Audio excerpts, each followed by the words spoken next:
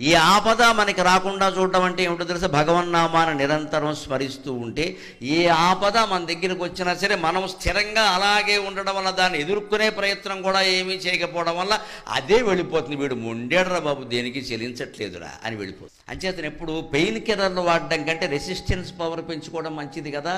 ఆపద వచ్చినప్పుడు దైవ ప్రార్థన చేయడం కంటే నిరంతర స్మరణ చేయడం ఎప్పుడూ మంచిది.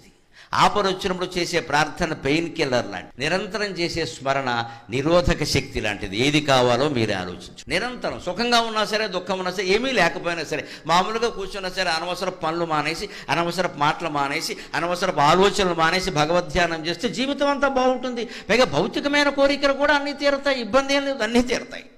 దానివల్ల వచ్చే ప్రమాదం లేకుండా దేవుడు చూస్తాడు. వడపోసినటువంటి నీళ్ళు పాలో మజ్జిగో ఇచ్చినట్టుగా దేవుడు వడపోసిస్తాడు నీకు ప్రమాదం లేకుండా. అది నతాదిగా.